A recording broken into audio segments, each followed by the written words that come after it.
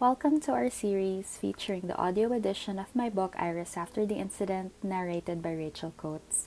A playlist with all the chapters in order is on the Romance Class YouTube channel. We hope you've been enjoying romance books by Filipino authors and do check out romanceclassbooks.com. Content warnings are mentioned in Chapter 1 and are included in the description for this video. Chapter 21. Liam's date with someone I actually recognized. Jules, right? I said as I shook his hand. From college, at least around that time, because Liam had a lot of friends who didn't go to his school. Jules was a thin, lanky guy back then, but I remembered how funny their conversations were when we were all together. Jules still looked a lot like he did before, but with an extra 10 pounds and glasses. Nothing about it unwelcome. He and my brother looked good together. You remember, Jules said, his smile slightly nervous. Is that a good or a bad thing? Good, of course, Liam was quick to add, a lot more nervous but better at hiding it. My sister only remembers good people. I raised my eyebrow at him as I hugged him, and pointed to their assigned seats, across from mine and beside each other, at the Greek restaurant he chose for us. Liam was rarely in Envy Park, but he was very specific about his food and evening plans. I was lucky I got to choose where I sat. Where's your boy? He asked me. Washroom. Gio really had just stepped out, like 30 seconds before Liam and Jules arrived. Fortunate, because that gave me 30 seconds to breathe and pull myself together. I ended up not saying anything to Gio about the internet because he was so pleasantly oblivious as usual. And when he started talking about something interesting he'd read about new cruelty-free pigments, I couldn't change the topic. He did notice that I was off, a little jittery. Should I be worried about meeting your brother? He'd asked. Yes, but not for the reason he was thinking of, likely. When he sauntered back to our table, there should have been no reason for him to worry. Giomella had everything going for him. He was young, attractive, intelligent. He wore that shirt and those pants like they served him, and he liked me. That should have been enough for someone else another time. But he was also Giomella. This is Gio, I said, clearing my throat.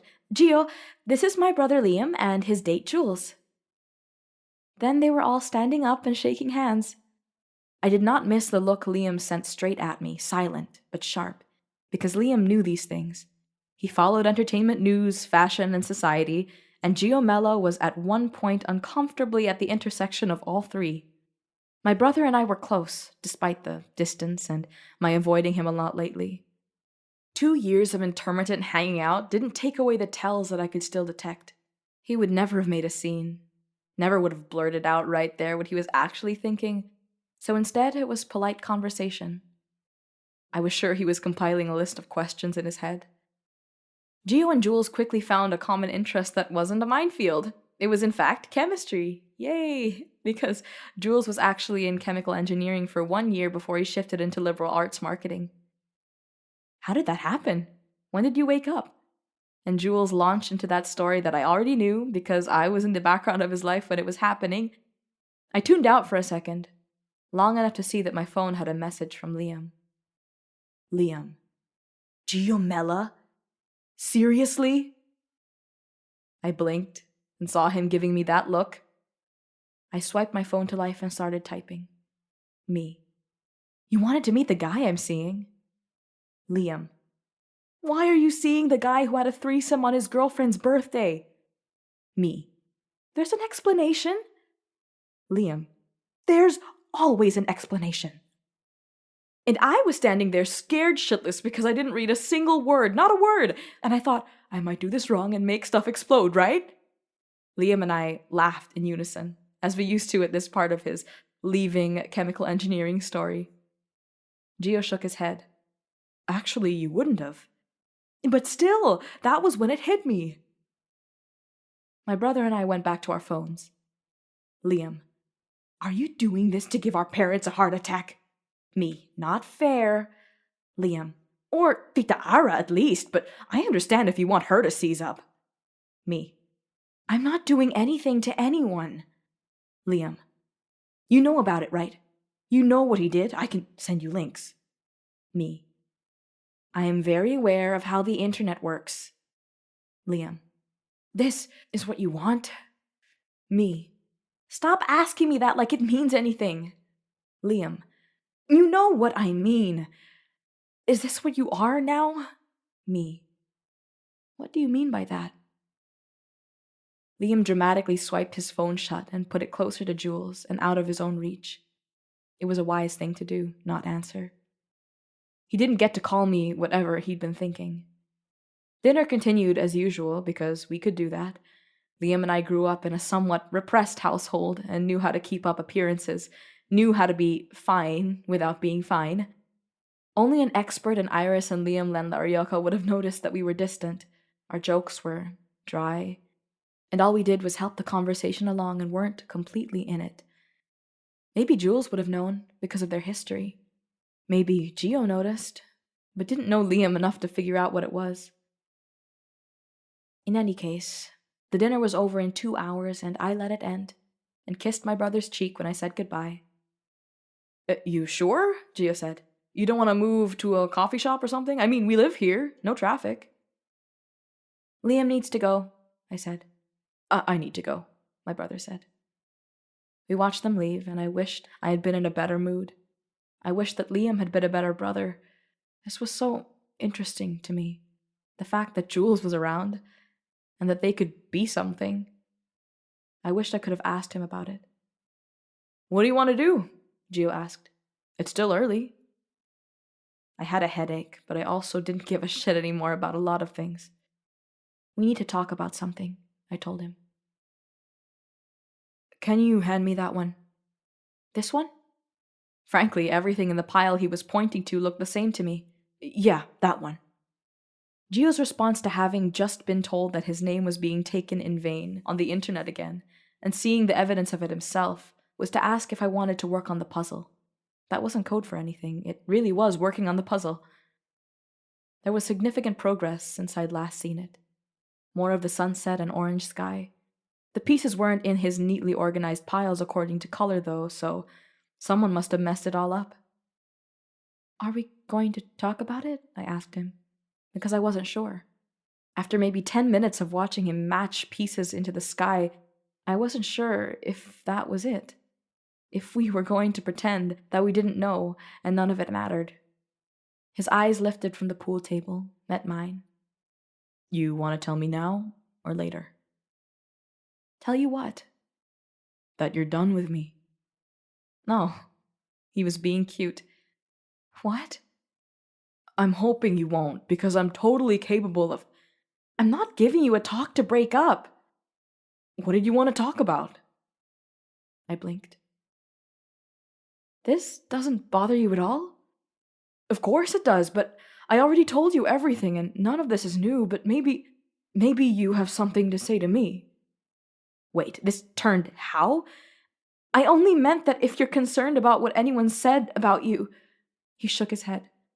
Of course I am, but it's the same old bullshit that shouldn't have anything to do with me. It's you, and it's also me when people can't stop watching you. I know, and I'm sorry, it's not going to end. His hand tightened around the puzzle piece he was holding. Did you see anything you consider libelous? He didn't have to explain. I had a feeling we knew a lot more than we wanted to about libel and our legal options. Nothing I'd pay a lawyer to chase. Did you see anything that made you feel bullied? All of it. And on his behalf. The worst of it is about you. Yeah, and I don't care what nameless people are saying, but you do. What do you need, Gio? He couldn't live like this. I didn't think I could live like this either, being the one connected to the noise while he retreated to his cave or his puzzle, wherever he needed to. This wasn't right, was it? Where was a line I shouldn't cross? How far do I push and no further? I'm not breaking up, I said. Never mind that we'd never really talked about being together. But this is me they're talking about too, again. I can't make them stop. I don't expect you to. But is there something else to the plan apart from hiding up here forever? It's going to go away, Gio said, but also to himself as much as to me. They'll go in a spree, then it'll slow down, and then go away. It always does. What do you need, Gio? In 500 words or less. What do you need from him, Iris? I'm going back to my room, I said. I'm not sure where this is going. This was the immediate conversation at hand. What was I supposed to feel? When one of the few people who understood what it felt like to be shamed and hated by strangers was telling me to forget about it, let it slide. But I didn't know what I expected him to say either. Hey, wait, don't go! Gio caught up with me before I got into the elevator. Wait, please, don't go! It's late, and I live here. I know, but it doesn't matter if we both live here. If you check out on me, that's it. We won't be anything. Don't go. Then what, Gio? I needed to go because I needed silence too, and maybe time to think because I wasn't exactly sure what I wanted to hear. I'll pick you up tomorrow, early morning. Let's go to Manolo's thing. Yeah. That wasn't what I was expecting to hear either. Excuse me? The family gathering tomorrow is Manolo's. It's not just one of those Sunday country club things they do that I never go to anymore. It's an engagement party. Oh. Wow. I barely knew Kimmy, but this had to have been a huge step for her. Gio had to have known too. Yeah, I didn't want to go because that's how I am now. I don't go, but maybe if you were there with me. I don't need to go to meet your family if that's what you think. That's not what this is, I promise. Manolo and Kimmy are good people. I should be at their party. Gio said that with the earnestness that went with everything he did. Only if you really want to be there, I relented. I want to be there with you, Gio said. If I'm going to be there at all. Close enough? How early? I asked. That was chapter 21 of Iris After the Incident, narrated by Rachel Coates. Text and production copyright by Mina Viesguerra. If you've enjoyed my recommendations so far, I hope you also pick up No Two Ways by Chi Yu Rodriguez. Link in the description.